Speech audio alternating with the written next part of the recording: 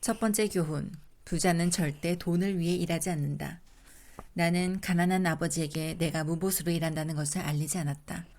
그런 상황을 가난한 아버지는 이해하지 못하실 것이고 나는 나 자신도 제대로 이해하지 못하는 것을 아버지에게 설명하고 싶진 않았다.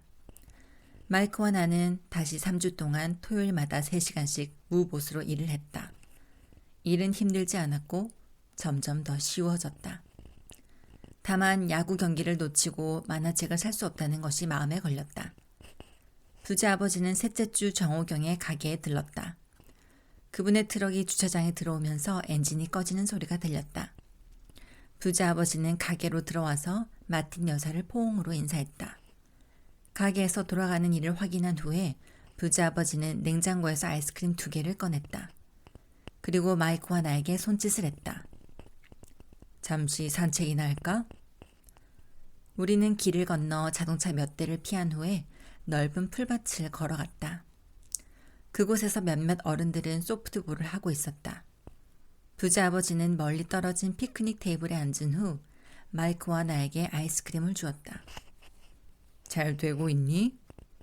네, 마이크가 말했다. 나도 같이 고개를 끄덕였다. 그래, 배우는 것이 좀 있니?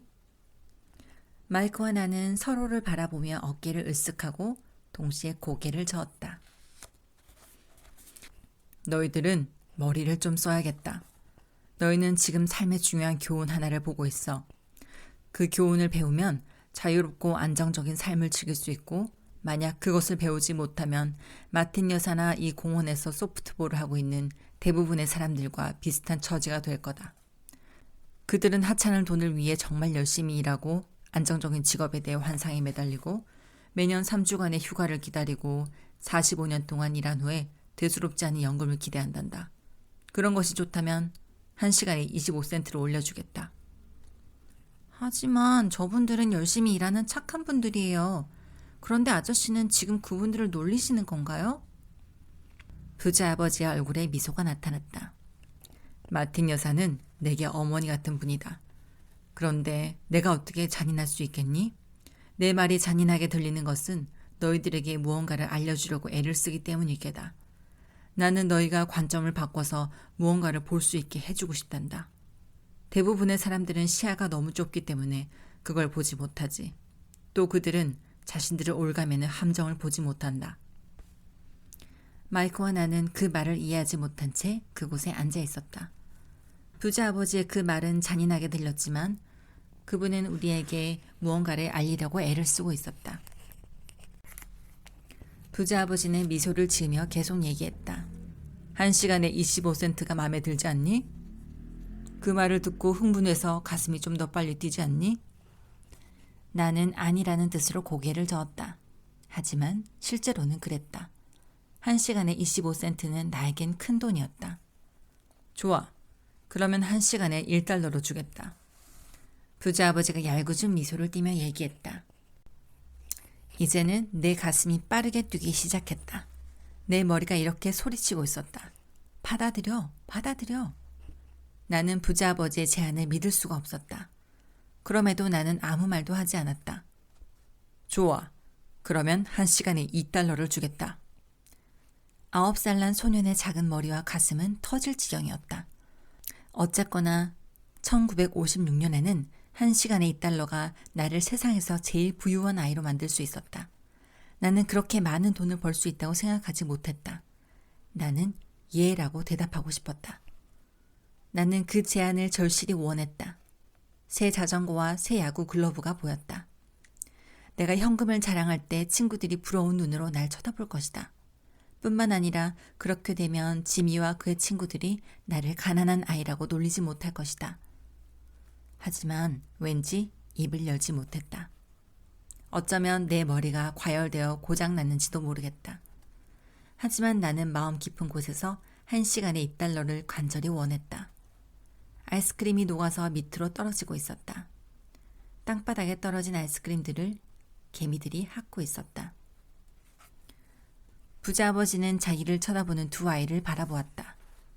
아이들의 눈은 휘둥그레졌고 머리는 텅 비었다. 부자 아버지는 우리를 시험하고 있었다. 그분은 우리 마음의 일부가 그 제안을 원한다는 점은 잘 알고 있었다. 그분은 어떤 사람이든 돈으로 살 수 있는 영혼의 일부 약한 부분이 있음을 잘 알고 있었다. 그리고 그분은 어떤 사람이든 돈으로 살 수 없는 영혼의 강한 부분도 있음을 잘 알고 있었다. 문제는 어느 것이 더 강하냐일 뿐이다. 부자 아버지는 그동안 수많은 영혼을 시험했다. 그분은 누군가와 입사 면접을 할 때마다 영혼을 시험했다. 좋아. 그러면 1시간에 $5를 주겠다. 갑자기 내 안에서 침묵이 감돌았다. 뭔가 변해 있었다. 그 제안은 너무 큰 것이었고 우스꽝스럽기까지 했다. 당시에 1시간에 $5를 버는 어른은 그리 많지 않았다. 유혹이 사라지고 고요가 찾아왔다. 나는 천천히 고개를 돌려 왼쪽에 있는 마이크를 쳐다봤다. 마이크도 나를 쳐다봤다. 내 영혼의 약한 부분은 침묵하고 있었고 대신에 영혼의 강한 부분이 나를 지배했다. 돈에 대한 고요와 확실성이 내 머리와 영혼을 지배했다. 나는 마이크도 같은 상태임을 알 수 있었다. 잘했다. 부자 아버지가 부드럽게 말했다. 대부분의 사람에게는 두려움과 욕심이라는 두 가지 감정이 있단다. 먼저 돈이 떨어진다는 두려움이 우리를 열심히 일하게 만들지. 그리고 월급을 받은 후에는 욕심 혹은 욕망이 돈으로 살 수 있는 그 모든 멋진 것을 생각하게 만든단다. 그렇게 해서 하나의 패턴이 나타나지. 어떤 패턴인데요? 일어나서 일터에 가고 청구서를 처리하고 또 일어나서 일터에 가고 청구서를 처리하는 패턴이지. 그렇게 되면 사람들의 삶은 영원히 두려움과 욕심이라는 두 가지 감정의 지배를 받는단다. 그들에게 더 많은 돈을 제시하면 그들은 지출을 더 늘려서 다시 그 패턴을 반복하지. 이것이 내가 말하는 쥐경주다. 다른 길도 있나요? 물론. 하지만 몇몇 사람들만 그 길을 찾는단다. 그 길이 어떤 길인데요? 바로 그것이 너희들이 나와 함께 일하고 공부하는 과정에서 찾기를 원하는 거다. 그래서 내가 어떤 보수도 지급하지 않는 것이고. 힌트 좀 주세요. 우리는 이제 열심히 일하는데 지치고 있어요. 게다가 보수도 없다고요. 첫 번째 단계는 진실을 얘기하는 거다. 거짓말한 적 없는데요? 거짓말을 한다고 말하는 게 아니야. 진실을 얘기하라는 것뿐이지. 어떤 진실 말인가요? 너희들이 느끼는 감정. 그것을 다른 사람들에게 말할 필요는 없다. 그냥 스스로 말하기만 하면 된다. 그럼 이 공원에 있는 저분들과 마틴 여사 같은 다른 분들은 그렇지 않다는 말인가요? 나는 그렇다고 생각한다. 대신에 그들은 돈이 떨어져 간다는 두려움을 느끼지. 하지만 그들은 두려움에 맞서지 않고 머리를 써서 생각하는 대신에 감정적 반응부터 보인단다. 그들은 머리를 사용하지 않고 감정적으로 반응하지. 부자 아버지는 그렇게 말하면서 우리의 머리를 두드렸다. 그래서 그들은 손에 약간의 현금을 쥐고 나면 다시 기쁨과 욕심과 욕망의 감정을 느끼게 되지. 그리고 다시 생각하는 대신에 감정적으로 반응한단다. 그러니까 감정이 생각을 대신한다는 건가요? 바로 그렇지. 그들은 느낌을 솔직하게 얘기하지 않고 단지 느낌에 반응하며 머리로는 생각하지 못하지. 그들은 두려움을 느끼며 일터로 가고 그러면서 돈이 두려움을 없애줄 거라고 기대한단다. 하지만 그렇게는 되지 않지. 그 두려움은 다시 찾아오고 사람들은 다시 일터로 가게 되지. 그러면서 그들은 돈이 두려움을 잠재울 거라고 기대한단다. 하지만 이번에도 그렇게는 되지 않지. 그들은 두려움 때문에 일하고 돈을 벌고 또 일하고 결국 돈을 버는 덫에 갇히게 되지. 그러면서 그들은 두려움이 사라질 거라고 계속 기대한단다. 하지만 매일 아침 일어날 때마다 그 두려움은 다시 찾아오지. 수많은 사람들이 그 두려움 때문에 잠을 설치며 밤새 걱정하고 뒤척이지. 그래서 그들은 다시 일어나 일터로 가지. 그러면서 자신들이 영혼을 갉아먹는 두려움을 돈이 처리해 줄 거라고 기대한단다. 결국 돈이 그들의 인생을 지배하게 되지. 하지만 그들은 그것에 대해 진실을 얘기하지 않아.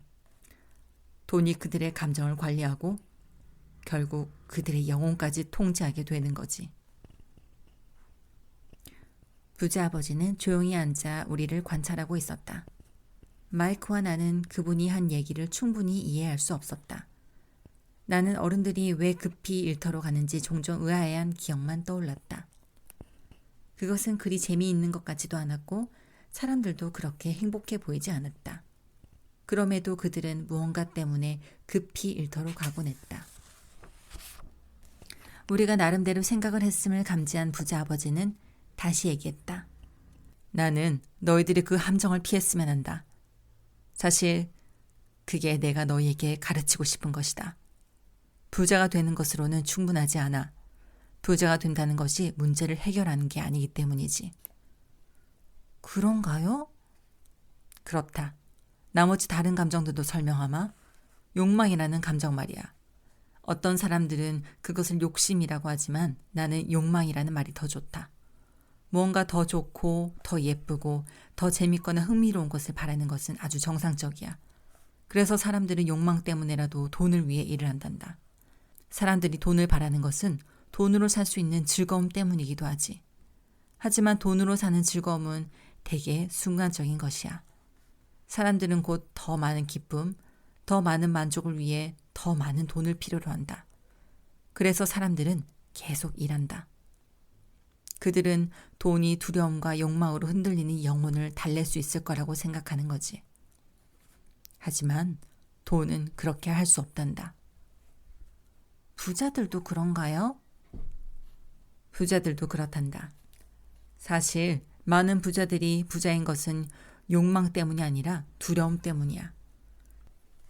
그들은 돈이 자신들의 수중에 돈이 없을 때 느끼는 두려움과 혹은 가난해지는 두려움을 없애줄 거라고 생각한단다. 그래서 그들은 엄청난 재산을 축적하지만 그럴수록 그런 두려움은 더 심해지기만 하지.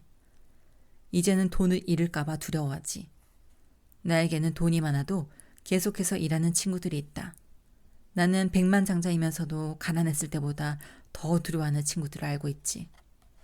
그들은 그 모든 돈을 잃을까 봐 겁에 질려 있지. 그들을 부자로 만든 그 두려움이 부자가 되어서도 더 심해진 거란다. 그들의 영혼 가운데 약한 부분은 더 크게 소리를 지르지. 그들은 큰 집과 자동차, 그리고 돈이 가져다 준 부자의 삶을 잃지 않으려 하지. 그들은 그 모든 돈이 없어지면 친구들이 자신들을 어떻게 얘기할지 걱정한단다. 그래서 많은 부자들이 감정적으로 필사적이고 신경질적이란다. 겉으로는 부자이고 돈이 더 많아도 말이다. 그럼 가난한 사람이 더 행복한가요? 아니, 나는 꼭 그렇다고는 생각하지 않는단다. 돈을 피하는 것은 돈에 얽매이는 것만큼이나 잘못된 것이란다. 그것이 신호이기라도 하듯 마을의 한 거지가 우리 테이블을 지나 큰 쓰레기통에 멈춘 후 그것을 뒤지기 시작했다. 우리 세 사람은 주의 깊게 그 사람을 지켜보았다. 어쩌면 그 거지는 아까부터 그곳에 있었는지도 모르겠다. 부자 아버지는 지갑에서 1달러를 꺼내 늙은 거지에게 손짓을 했다. 돈을 본 거지가 즉시 우리에게 다가와 지폐를 받은 후 부자 아버지에게 너무나도 감사해했다. 그 사람은 갑작스러운 행운에 입이 벌어진 채 급히 떠나갔다. 저 사람은 대부분의 내 직원들과 크게 다르지 않다. 나는 그동안 나는 돈에는 관심 없어요 라고 말하는 사람들을 많이 만났다. 말은 그렇게 해도 그들은 하루에 8시간 동안 일에 매달려 살지. 그것은 진실을 거부하는 거야. 그들이 돈에 관심이 없다면 왜 일을 하겠니? 그런 사고방식은 돈을 쌓아두는 사람보다 더 잘못된 것일지도 모른다. 그곳에 앉아 부자 아버지의 말을 듣는 동안 나는 진짜 아버지가 수도 없이 했던 그 말이 떠올랐다. 나는 돈에는 관심이 없다. 나의 진짜 아버지는 종종 그렇게 얘기했다. 그분은 또 이렇게 말하면서 자신을 합리화했다. 나는 일을 사랑하기 때문에 일을 한다. 그럼 우린 어떻게 해야 하나요? 두려움과 욕망의 흔적이 모두 사라질 때까지 돈을 위해 일하지 말아야 하나요? 아니지. 그건 시간 낭비가 될 뿐이야. 감정은 우리를 인간으로 만든단다. 우리를 진짜로 만드는 거야. 감정이란 말은 에너지가 움직이고 있다는 뜻이지. 우리는 자신의 감정에 솔직해야 돼. 그리고 마음과 감정을 자신에게 유리하게 사용해야 된단다. 불리하게 사용하는 것이 아니라. 어휴, 방금 내가 한 말에 신경 쓰지 말거라. 앞으로 때가 되면 이해가 될 테니까 말이야. 다만 감정에 반응하지 말고 그것을 관찰해라. 대부분의 사람들은 감정이 이성적 사고를 대신하고 있음을 알지 못해. 우리의 감정은 우리의 감정이야. 하지만 스스로 생각하는 법을 배워야만 한다. 예를 들면 어떤 것이 있죠? 그래, 예를 들어보자. 어떤 사람이 나는 직장을 구해야 한다라고 말할 때 그것은 대개 이성적 사고가 아닌 감정에서 나오는 거지. 돈이 떨어진다는 두려움이 그런 생각을 하게 만든단다. 하지만 사람들이 대금 청구서를 처리하려면 돈이 있어야 하잖아요. 물론 그렇지. 다만 내 얘기는 너무나 자주 두려움이 이성적 사고를 움직인다는 거야. 무슨 말인지 하나도 모르겠어요. 자, 예를 들면 돈이 충분치 않다는 두려움이 생길 때 우리는 즉시 직장을 구해서 푼돈을 벌어 두려움을 없애는 대신에 스스로 이렇게 자문할 필요가 있단다. 장기적으로 이 두려움을 없애는 최상의 해결책이 과연 직장일까? 내가 볼 때는 그렇지 않아. 특히 우리의 삶을 길게 볼 때는 더욱 그렇지. 사실 직장은 인생이라는 장기적인 문제에 단기적인 해결책에 불과하단다. 하지만 우리 아버지는 늘 이렇게 얘기해요. 학교에서 좋은 성적을 얻어서 안정적인 직장을 찾으라고요. 나는 다소 혼란스러워하며 그렇게 얘기했다. 그래, 나도 네 아버지의 말은 이해한다. 부자 아버지가 미소를 지으며 얘기했다. 대부분의 사람들은 그것을 권장하고 대부분의 사람들에게 그건 좋은 생각이지. 하지만 사람들이 그것을 권장하는 것은 기본적으로 두려움 때문이란다. 그럼 우리 아버지가 두려움 때문에 그렇게 말한다는 건가요? 그래. 네 아버지는 돈을 벌지 못하고 사회에 적응하지 못할까 봐 겁에 질려 있어. 그렇다고 내 말을 오해하지 말거라. 그분은 너를 사랑하고 너에게 잘해주려고 애를 쓰지. 그리고 내가 볼 땐 네 아버지의 두려움은 당연한 거란다. 교육과 직업은 중요한 거지. 하지만 그것이 두려움을 해결하지 못해. 네 아버지가 푼돈을 벌기 위해 아침에 일어나게 만드는 그 두려움은 너를 학교에 보내려고 길을 쓰게 만드는 두려움과 같은 거야. 그럼 우리는 어떻게 해야 돼요? 내가 가르치고 싶은 것은 돈의 힘을 정복하는 것에 관한 거란다. 그것을 두려워하지 말아야 한단다. 그리고 학교에서는 그런 것을 절대 가르치지 않아. 하지만 그것을 배우지 못하면 돈의 노예가 될 수밖에 없지. 마침내 이해가 되기 시작했다. 부자 아버지는 우리가 시야를 넓히도록 가르치고 있었다. 마틴 여사도 그것을 볼 수 없었고 다른 직원들도 그것을 볼 수 없었고 우리 아버지 역시 그것을 볼 수 없었다. 부자 아버지가 예로 든 것은 당시에는 잔인하게 보였다. 하지만 나는 그것들을 결코 잊지 않았다. 내 시야는 그날 넓어졌다. 그리고 나는 대부분의 사람들 앞에 놓인 함정을 볼 수 있게 되었다. 우리 모두는 결국 고용인일 수밖에 없어. 다만 일하는 수준이 다를 뿐이지. 내가 원하는 것은 너희들이 그 함정을 피하도록 만드는 거다. 그 함정은 두 가지 감정, 즉 두려움과 욕망 때문에 발생하지. 그런 감정을 자신에게 유리한 쪽으로 활용해야 한단다. 내가 가르치고 싶은 것이 바로 그것이야. 나는 너희들이 돈을 많이 벌도록 가르치는 것에는 별 흥미가 없단다. 그런 것은 두려움이나 욕망을 처리하지 못해. 먼저 두려움과 욕망을 처리할 수 있어야 한다. 그렇지 않으면 부자가 되어도 돈이 많은 노예가 될 뿐이야. 그럼 우리는 그 함정을 어떻게 피할 수 있죠?